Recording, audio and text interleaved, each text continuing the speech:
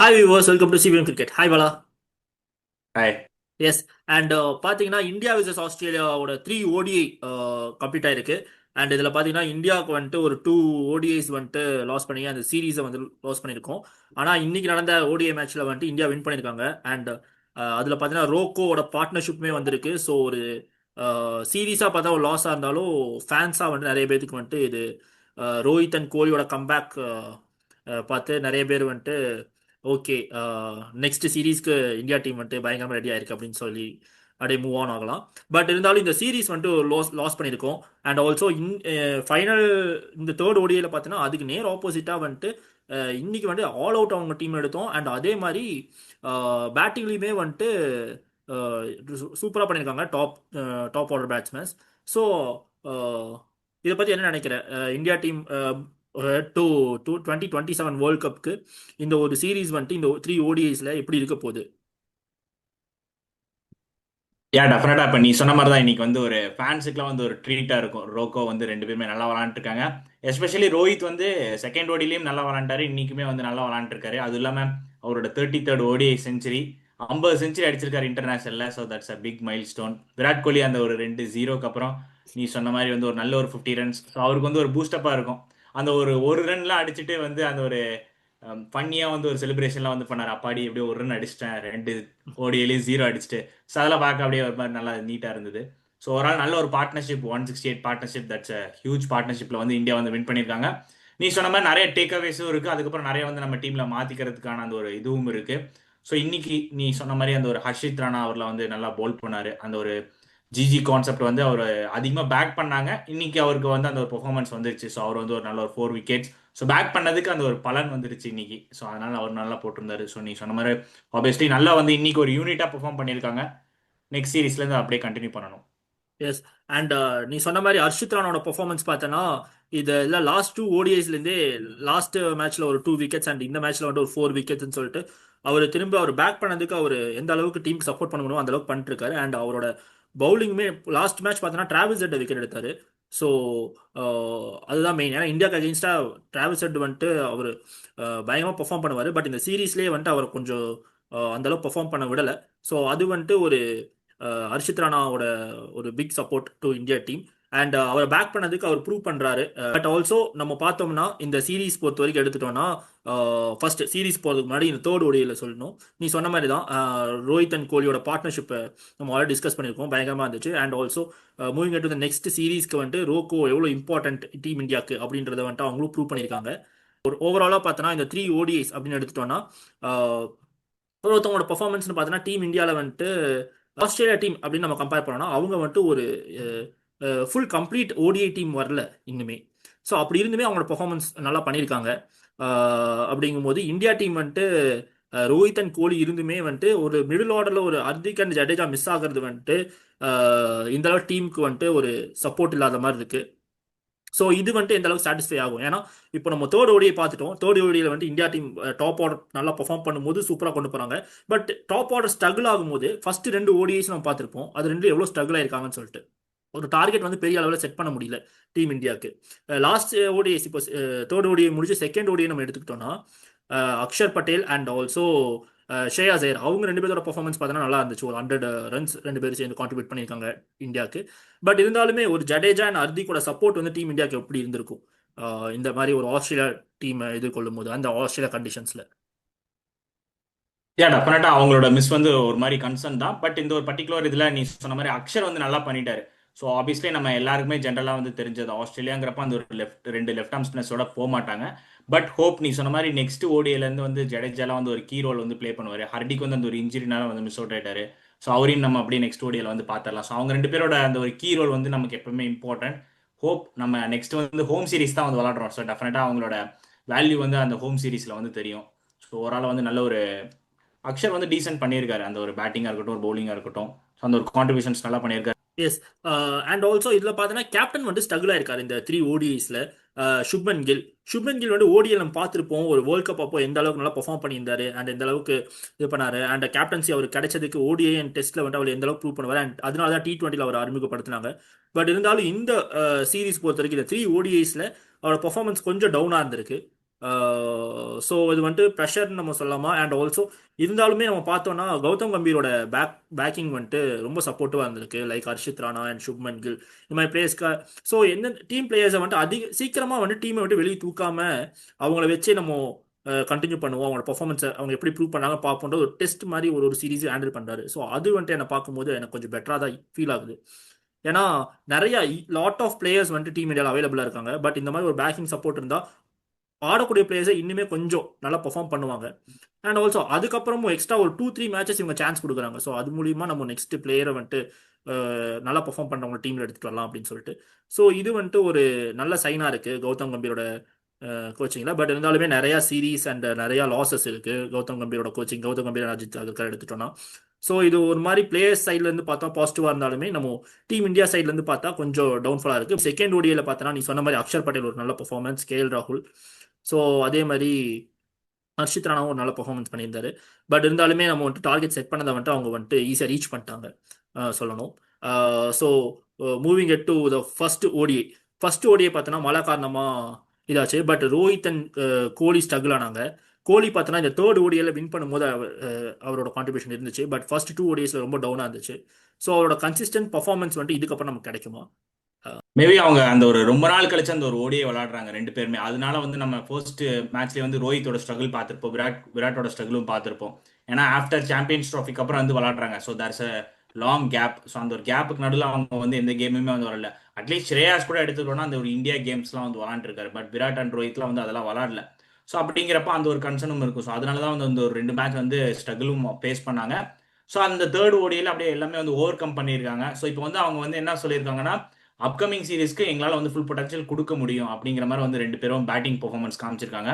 So நம்ம எடுத்துக்கணும். ஏன்னா அவங்க அந்த அளவுக்கு கான்ட்ரிபியூட் பண்ணியிருக்காங்க 2 பேருமே. இந்தியாவுக்கு எடுத்துட்டோம்னா தே ஆர் லெஜண்ட்ஸ். இப்போ விராட் கோலி இந்த ஒரு பர்டிகுலர் இன்னைக்கு ஓடிஐல பார்த்துட்டோம்னா அந்த ஒரு 50 ரன்ஸ் அடிச்சுட்டு இப்போ செகண்ட் ஹையஸ்ட் ஓடி ரன்ஸ் கேட்டராகவும் வந்துட்டாரு. ஸோ இப்போ டாப் 2 இந்தியன். ஸோ அது பார்க்கறதுக்கே சூப்பராக இருக்கு. ஏன்னா ஃபர்ஸ்ட் செகண்ட்ல குமார் சங்கக்காரா இருந்தார் அதிக ரன்ல. ஸோ இப்போ 2 பேருமே இந்தியனாக இருக்காங்கிறப்போ அது வந்து நம்ம வந்து பெருமைப்படணும். ஸோ அது வந்து சூப்பரான விஷயம். ஸோ அந்த ஒரு ஸ்ட்ரகிள் வந்து அந்த ஒரு மெயின் ரீசன் அதுதான். அந்த ஒரு லாங் கேப்னால தான் வந்து இத்தனை ஸ்ட்ரகிள் வந்துச்சு. ஸோ நீ சொன்ன மாதிரி ஃபர்ஸ்ட் ஓடியில் அக்ஷர் வந்து நல்ல ஒரு கான்ட்ரிபியூட் பண்ணாரு, கேஎல் நல்லா கான்ட்ரிபியூட் பண்ணாரு. செகண்ட் ஓடியை எடுத்துட்டோம்னா வைஸ் கேப்டன் அந்த ஒரு ப்ரொமோஷன் எடுத்துட்டு ஸ்ரேயாஸ் அந்த ஒரு எக்ஸ்பீரியன்ஸை காமிச்சிருந்தாரு. ஸ்ரேயாஸோட நம்பர் பார்க்கவே அந்த இம்ப்ரெசிவாக இருக்கு. இந்த வருஷம் ஓடிஐலே சூப்பராக வந்து விளாண்டுருக்காரு. சாம்பியன்ஸ் ட்ராஃபியாக இருக்கட்டும், வேர்ல்ட் கப்பாக இருக்கட்டும். So phenomenal performance from Shreyas. Yes, Shreyas Iyer பற்றி சொன்னோம். அண்ட் ஆல்சோ நம்ம இப்போ பார்த்துட்டோம்னா ஓடிஐஸில் தான் வந்துட்டு நம்ம இன்னொரு ட்ராஃபி வேணும். ஏன்னா 2011 அடிச்சது சாம்பியன்ஸ் ட்ராஃபிக்கு நம்ம அடிச்சிட்டோம். அண்ட் ஆல்சோ T20 அடிச்சிட்டோம். ஸோ இப்போ நெக்ஸ்ட் ஓடிஐ அப்படிங்கும்போது இந்த வேர்ல்ட் கப்பு தான் மெயினாக இது பண்ணும். ஸோ அதுக்காக தான் டீம் வந்துட்டு எந்த அளவுக்கு இருக்க போகுது அப்படின்றது ரொம்ப முக்கியமாக இருக்குது டீம் இந்தியாவுக்கு. ஸோ அப்படி பார்க்கும்போது தான் நீ சொன்ன மாதிரி ரோஹித் அண்ட் கோலியோட பர்ஃபார்மன்ஸ் பார்த்தோன்னா ஃபர்ஸ்ட் 2 மேட்சஸ் ஸ்ட்ரகிள் வந்துட்டு அந்த கேப் எஸ் அது ஃபீல் ஆகுது. பட் இந்த இது வந்துட்டு கன்சிஸ்டண்டாக பர்ஃபார்மன்ஸ் இருக்குமா அப்படின்றது வந்துட்டு விராட் கோலியோட நெக்ஸ்ட் சீரீஸில் தான் தெரிய போகுது. அண்ட் ஆல்சோ இப்போ 2 பேருமே டீமில் வந்துட்டு கம்பீருக்கு சொல்லியிருப்பாங்க நாங்கள் டீமில் தான் இருக்க போகிறோம் அப்படின்ற மாதிரியான ஒரு நியூஸை தான் வந்துட்டு கொடுக்குறாங்க. ஏன்னா இது ஒரு டெஸ்ட் சீரீஸ் மாதிரி இருந்துச்சு அவங்க 2 பேத்துக்கும். ஸோ அதில் 2 பேருமே நல்ல பர்ஃபார்மன்ஸ் பண்ணியிருக்காங்க. லாஸ்ட் ஓடிஐ ஆகட்டும் அண்ட் செகண்ட் ஓடிஐல வந்துட்டு ரோஹித்தோட பர்ஃபார்மன்ஸ் ஆகட்டும். அண்ட் இந்த ஓடிஐலையும் ரோஹித்தோட பர்ஃபார்மன்ஸ் சொன்ன மாதிரி 163 பார்ட்னர்ஷிப். ஹர்திக் வந்து ஒரு இன்ஜுரியில் மிஸ் ஆகுறாரு. ஹர்திக்கோட மிஸ் எவ்வளோ காஸ்ட்லியாக இருக்குது அப்படின்றது நமக்கு தெரிஞ்சு. அண்ட் பவுலிங் யூனிட்னு வருவோம். பும்ரா இல்லை, injury. And also Mohammed Shami வந்துட்டு இப்போ வெளியிருக்காரு. ஸோ இப்போதைக்கு பார்த்தோன்னா இந்தியா டீமோடைய அந்த ஓடிஐ லெஜண்ட்ஸ்னு சொல்லக்கூடிய பிளேயர்ஸ் எல்லாருமே இப்போ ஷமி ஆகட்டும், பும்ரா ஆகட்டும், Hardik and Jadeja 4 members missing. So இந்தியாவுமே வந்துட்டு ஆஸ்திரேலியன் டீமில் வந்துட்டு எக்ஸ்பீரியன்ஸ் பிளேயர்ஸ் இல்லைனாலுமே இந்தியா டீம்லேயும் எக்ஸ்பீரியன்ஸ் பிளேயர் இல்லாமல் தான் போயிருக்காங்க. பட் இந்த place of middle order and bowling. So அதில் பார்த்துட்டோன்னா மிடில் ஆர்டர்லையும் சொன்ன மாதிரி அந்த அளவுக்கு பர்ஃபார்மன்ஸ் இல்லை. அண்ட் பவுலிங் சைட்லேருந்தே பார்த்தோன்னா அந்த அளவுக்கு ஏர்லி விக்கெட்ஸ் வந்துட்டு பெருசாக எடுக்கல. நம்ம செகண்ட் ஓடியில் பார்த்துருப்போம் அண்ட் ஃபர்ஸ்ட் ஓடியிலே பார்த்துருப்போம். ஸோ அது ரெண்டுமே ஃபீல் ஆகுது நமக்கு இந்தியா டீமோடைய எக்ஸ்பீரியன்ஸ் வந்து இந்த இடத்துல. ஸோ ஹர்திக்கோட பேட்டிங் பர்ஃபார்மன்ஸ் அது ஒரு மேட்டராக இருந்தாலும் பவுலிங் பர்ஃபார்மன்ஸுமே அவர் நல்லா பண்ணுவார். அவர் அந்த ஏர்லி விக்கெட்ஸ் எடுத்து கொடுப்பாரு. அண்ட் ஜடேஜாவுமே அந்த 10 ஓவர்ஸ் எக்கானமி பார்த்தோன்னா ரொம்ப கம்மியாக போட்டு கொடுப்பாரு. 4 பிளேயர்ஸுமே வந்துட்டு திரும்பி டீமுக்குள்ளே வருவாங்களா மாட்டாங்கன்றது நெக்ஸ்ட் ஓடிஐ சீரீஸை பொறுத்த வரைக்கும் தான். பட் எங்களை பொறுத்த வரைக்கும் இந்த 4 மெம்பர்ஸில் கண்டிப்பாக வந்துட்டு ஹர்திக் அண்ட் ஜடேஜா 2 பேருமே டீமுக்குள்ளே இருக்கணும் நெக்ஸ்ட் ஓடிஐ வின் பண்ணுற வரைக்கும். அண்ட் ஆல்சோ பும்ரா கண்டிப்பா, பும்ரா இல்லாம ஓடி எந்த ஃபார்மட்டுமே இல்லை. பும்ரா கண்டிப்பா டீமுக்குள்ள இருக்கணும். அண்ட் ஷமி வந்துட்டு ஆக்சுவலி ஏஜ் கம்மி. பும்ராக்கு வந்து ஒரு சாரி டு இன்டரப்ட், பும்ராக்கு வந்து ஒரு ரெஸ்ட் வந்து கொடுத்தாங்க. ஏன்னா இப்பதான் வந்து வெஸ்ட் இண்டீஸ் சீரிஸ் வந்து விளாண்டுருக்காரு. ஸோ அந்த ஒரு இன்ஜுரி கன்சர்ன்ஸ் நம்ம எல்லாருக்கும் தெரியும், நம்ம பார்த்துருப்போம். ஸோ அவர் வந்து T20 சீரிஸ்ல தான் வந்து ஆட் பண்ணியிருக்காங்க. மேபி இது வந்து ஒரு டெஸ்ட் தான். நம்ம இந்தியன் நம்மளோட பெஞ்ச் பவுலர்ஸ்லாம் வந்து யார் யார் நல்லா பண்றா, இப்போ வந்து ஒரு அர்ஷதீப்க்கு வந்து ஒரு சான்ஸ் கிடைச்சது. ஸோ அவர் ஒரு மாதிரி டீசெண்டாக பண்ணாரு. பிரசித் கிருஷ்ணா கொடுத்தாங்க, பட் அன்ஃபார்ச்சுனேட்லி இன்னைக்கு நிறைய ரன்ஸ் லீக் பண்ணாரு. அந்த ஒரு ஃபுல் டாஸ்லாம் அதிகமாக போட்டுட்டு இருந்தார் இன்னைக்கு ஒரு பர்டிகுலர் கேம்ல. ஸோ அந்த ஒரு பெஞ்ச் ஸ்ட்ரென்த்தோட பவுலிங் எப்படி இருக்கு அதை தான் வந்து அவங்க வந்து பார்க்குறாங்க. நீ சொன்ன மாதிரி ஷமி வந்து ஒரு கீ அப்கமிங் சீரிஸ்ல ஷமி வந்து எடுத்துட்டு வரணும். ஏன்னா அவர் வந்து ஒரு கீ ஃபேக்டர் தான். 2027 வேர்ல்ட் கப் வரைக்கும் ஆடுவாரான்னு கேட்டிங்கன்னா அது ஒரு டவுட்ஃபுல்லாக இருந்தாலுமே, பட் அது வரைக்கும் டிராவல் பண்ணலாம். ஏன்னா அவரோட பொட்டன்ஷியலை எது வரைக்கும் வாங்க முடியுமோ அது வரைக்கும் வாங்கலாம். ஸோ இந்த ஒரு காஸ்ட்லி மிஸ்லாம் நம்ம நெக்ஸ்ட் ஓடிஐ சீரிஸ்ல வந்து அப்படியே மேக்கப் பண்ணிடுவாங்க டெஃபினட்டா. எஸ், அண்ட் ஆல்சோ ரோஹித்துமே வந்து நெக்ஸ்ட் ஓடிஐ வேர்ல்ட் கப்க்கு இருப்பாரா அப்படின்றது கொஞ்சம் டவுட் தான். ஏன்னா அவரோட ஏஜ் ஃபேக்டர் வந்துட்டு நியர்லி 40 அப்படி. பட் இருந்தாலுமே அவரோட பேட்டிங் பர்ஃபார்மன்ஸை வச்சு கன்சிடர் பண்றதுக்கு அதிக சான்சஸ் இருக்கு. இருந்தாலும் பார்ப்போம். And moving on the next, Australia team எடுத்துட்டோம்னா நம்ம ஃபர்ஸ்ட் ஓடியில் பார்த்துருப்போம் ஒரு சூப்பர் பர்ஃபார்மன்ஸ். ஸ்டார்க் அண்ட் ஏஸ்லோட பவுலிங் நம்ம பார்த்துருப்போம். ஆக்சுவலாக அது ஒரு T20 மேட்ச்னு நம்ம வச்சுக்கலாமா ஆல்மோஸ்ட். ஏன் டெஃபினட்டா நீ சொன்ன மாதிரி அந்த ஒரு ரெயின்னால வந்து அது ஒரு ஆல்மோஸ்ட் அப்படியே 20 ஓவர் கேமா வந்து மாறிச்சு. ஸோ ஸ்டார்டிங்ல அந்த ரெயினுக்கு முன்னாடியே நீ சொன்ன மாதிரி ஸ்டார்க் ஹேசல்வுட்டோட ஸ்பெல்லாம் வந்து சூப்பர்வா இருந்தது. அந்த ஒரு பேட்டிங்கை வந்து ஸ்ட்ரகிள் பண்ண வச்சாங்க. டாப் ஆர்டர் ரோஹித் சர்மா, விராட் கோலியா இருக்கட்டும், சுப்மன் கில்லா இருக்கட்டும். ஸோ அவங்களோட ஸ்பெல்லுக்கு ரொம்பவே வந்து ஸ்ட்ரகிள் ஆனாங்க. ஏன்னா அந்த அளவுக்கு வந்து போல் பண்ணாங்க ரெண்டு பேருமே. எஸ்பெஷலி ஜோஸ் ஹேசல்வுட் இந்த த்ரூ அவுட் சீரிஸே செம்ம எக்கனாமிக்கலா போட்டிருக்காரு. அவர் மட்டும் அவரோட போலிங் மட்டும் எடுத்து பார்த்தோன்னா தனியா தெரியும். அந்த ஒரு கிராஃப் ரேட்லாம் பார்த்தோன்னா அவரோட மட்டும் தனியா தெரியும். ஸோ அந்த அளவுக்கு சூப்பரா பண்ணியிருக்காரு. ஸோ நிறைய அந்த ஒரு நியூ பிளேயர்ஸ்லாம் வந்து எடுத்துட்டு வந்திருக்காங்க. அதை வச்சு அவங்க சீரிஸ் வின் பண்ணதே பெரிய விஷயம். சூப்பரான ஒரு இது. ஜார்ஜ் அந்த பிலிப் இப்பயே என்னன்னா, அவர் நல்லா பெர்ஃபார்ம் பண்ணாரு. மேத்யூ ரென்ஷா நல்லா பண்ணாரு. யா டெஃபினட் அவங்க எல்லாம் வந்து அப்படியே வந்து ஒரு மாதிரி இப்பவே இருந்து ஒரு டீம் ரெடி பண்றாங்க 2027க்கு. எனக்கு தெரிஞ்சு நீ சொன்ன மாதிரி மேட் ரென்ஷா அந்த ஒரு ஸ்பாட்டை வந்து சீல் பண்ணிட்டாரு. இன்னைக்கு அடிச்ச 50லே தெரியும். போஸ்ட் மேட்ச்ல இருந்து நீ எடுத்து பாரு, ஒரு 25 நாட் அவுட்டா இருக்கட்டும். லாஸ்ட் மேட்ச் வந்து ஒரு 30 ஒரு கான்ட்ரிபியூஷன் பண்ணியிருப்பாரு. இந்த ஒரு பர்டிகுலர் கேம்ல வந்து 50. ஸோ ஆல்மோஸ்ட் நீ சொன்ன மாதிரி மேட் ரென்ஷா வந்து அந்த ஒரு ஸ்பாட்டை வந்து சீல் பண்ணியாச்சு. ரொம்ப நாள் கழிச்சு நம்ம அந்த ஒரு மிடில் ஆர்டர்ல லெஃப்ட் ஹேண்டர் பாக்குறோம். நம்மளோட ஓல்டு ஆஸ்திரேலியா எடுத்துட்டோம்னா அந்த ஒரு மைக் லெஸ்ஸில இருப்பார் மிடில் ஆர்டர்ல. ஸோ அப்படிங்கிறப்ப அந்த ஒரு லெஃப்ட் ஹேண்டர் வந்து அவங்களுக்கு ஒரு தேவைப்பட்டுச்சு. ஸோ கரெக்டான ஒரு பொசிஷன். மார்னஸ் லபுஷேனே அவங்க வந்து ட்ராப் பண்ணியிருந்தாங்க. ட்ராப் பண்ணிட்டு ஆமா. ஒரு நியூ டீமை நாங்கள் பில்ட் பண்றோம் அப்படின்னு சொல்லிட்டு எல்லாமே ஒர்க் அவுட் ஆச்சு. அவங்களுக்கு மேட்ச் ஷாட் நல்லா பண்ணியிருந்தாரு. ஸோ ஓவராலா நல்ல ஒரு பெர்ஃபார்மன்ஸ் வாங்கியிருக்காங்க அவங்கள்ட்ட இருந்து. அண்ட் மேட்ச் ஷாட்ல கூப்பர் வந்து சில கொனாலி டைம் வந்து அந்த அவருமே ஒரு நல்லா பெர்ஃபார்ம் பண்ணியிருந்தாரு. டெஃபினட்டா ஒரு ஆல் அந்த ஒரு ரவுண்ட் பெர்ஃபார்மன்ஸ். ஏஜ்ல வந்து மெச்சூர்டா அந்த ஒரு ஏஜ்ல மெச்சூர்டா வந்து பெர்ஃபார்மன்ஸ் பண்ணியிருந்தாரு கூப்பர் கோனலி. அந்த 23 ஏஜ் தான், கிட்டத்தட்ட நம்மளோட ஏஜ் தான். அப்படிங்கிறப்போ வந்து ஒரு மெச்சூர்டா வந்து விளாண்டு இருந்தாரு. அவரோட ஓடிய டெபியூ வந்து ஒரு குரூஷியலான ஸ்டேஜ்ல கிடைச்சிருக்கும். சாம்பியன்ஸ் ட்ராஃபி அந்த ஒரு செமிஃபைனல் இந்தியா ஆஸ்திரேலியா தெரியுமா, ஆமா, அங்கதான் வந்து அந்த கிடைச்சது. டைம்ல ஸோ ஒரு ஆமா. டஃப்பான எஸ், சுச்சுவேஷன்ல வந்து டஃப்பான சுச்சுவேஷன் கிடைச்சது. அந்த டஃப்பான சுச்சுவேஷன்ல அங்க இருந்து இப்போ நல்லா பண்ணியிருக்காரு. லாஸ்ட் ஓடியை நீ சொன்ன எஸ், மாதிரி பட் அந்த சூப்பரான அந்த பெர்ஃபார்மன்ஸ், டைம் அவங்க மேட்ச் வின்னிங் லாஸ் பண்ணாங்க. பண்ணாங்க அவர் டெபியூ ஆனப்போ. யா டெஃபினட்டா. யா. எஸ். ஸோ ஆஸ்திரேலியா டீம்னு பார்த்துட்டோம்னா ஃபர்ஸ்ட் ஓடியில் அவங்க பெர்ஃபார்ம் பண்ணிருந்தாங்க. செகண்ட் ஓடியில் நம்ம சொன்ன மாதிரி கூப்பர் கானாலியோட பெர்ஃபார்மன்ஸ் பயங்கரமாக இருந்துச்சு. அண்ட் மேட் ஷாட் அவரோட பெர்ஃபார்மன்ஸ் நல்லா இருந்துச்சு. அண்ட் ரென் ஷா அவருமே நல்லா பண்ணாரு. ஸோ எல்லாமே நியூ பிளேயர்ஸ். நம்ம சொல்லக்கூடிய அளவுக்கு ஆக்சுவலாக டீமில் இருந்தாங்கன்னு பார்த்தீங்கன்னா டிராவிஸ் ஹெட், ஸ்டார்க்கு, ஏஸ்லோட் இவங்க தான் இருந்தாங்க டீமில்.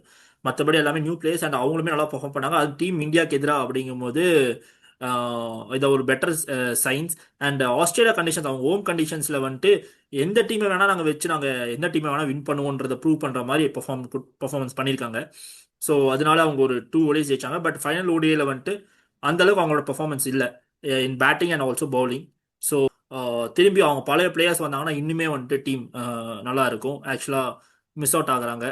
யாருன்னு பார்த்தோன்னா மேக்ஸ்வெல் வந்துட்டு இன்ஜுரியில் மிஸ் அவுட் ஆகிறாரு. ஸோ அவருமே டீமுக்குள்ளே வரலாம். அண்ட் ஆல்சோ கேமரான் கிரீன் அவருமே மிஸ் அவுட் ஆகுறாரு. ஸோ ஒரு மிடில் ஆர்டர் பிளேயர்ஸ் அவங்க டீமில் மிஸ் அவுட் ஆகிறாங்க. அவங்களாம் டீமுக்குள்ளே வரலாம். அண்ட் பேட் கமின்ஸ் மிஸ் ஆகுறாரு. ஸோ 3 டெஃபினட்டா. பேர் வந்தாங்கன்னா நெக்ஸ்ட் ஓடிஐ வேர்ல்ட் கப்புக்கு கண்டிப்பாக 3 பேருமே இருக்கிறதுக்கு அதிக சான்சஸ் இருக்கு.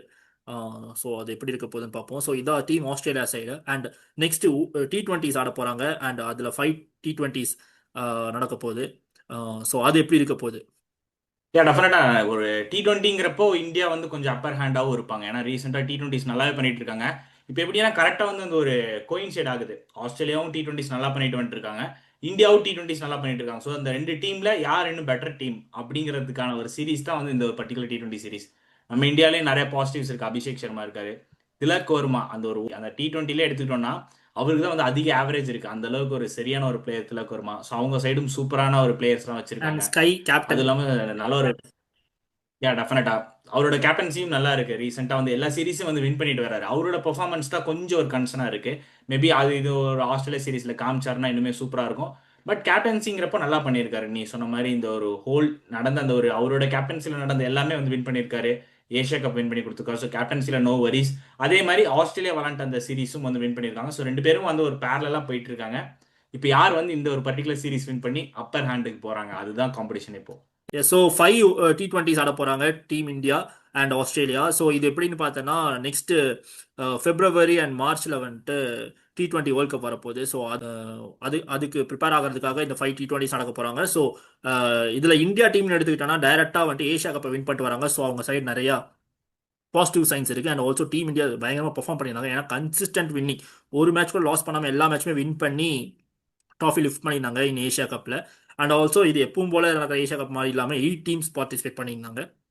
ஸோ அண்ட் ஹியூஜ் மேட்சஸ், நிறைய மேட்சஸ் இருந்துச்சு ஆக்சுவலாக. ஒரு group stage and also super 4 அந்த மாதிரிலாம் இருந்துச்சு. ஸோ அதில் வந்துட்டு டீம் இந்தியா வந்துட்டு வின் பண்ணிட்டு வராங்க போது டீம் இந்தியா சைடில் ஒரு பெரிய அண்ட் ஆல்சோ நீ சொன்ன மாதிரி சூரியகுமார் யாதவ், திலக் வர்மாவோட ஆவரேஜ் அண்ட் அபிஷேக் சர்மா, ஏன் மிடில் ஆர்டரில் கூட நல்ல பிளேயர்ஸ் இருக்காங்க. இப்போ சஞ்சு சாம்சன் மிடில் ஆர்டருக்கு வந்திருக்காரு. ஸோ சஞ்சு சாம்சனோட பர்ஃபார்மன்ஸ் அண்ட் இந்த மாதிரி டீம் இந்தியாவுக்கு வந்துட்டு ஒரு நிறைய சைன் இருக்கு. அதே மாதிரி ஆஸ்திரேலியா டீம் எடுத்துட்டா நீ சொன்ன மாதிரி தான் ஆஸ்திரேலியா டீமுமே வந்து நிறைய சீரிஸ் வின் பண்ணிட்டு வராங்க T20s.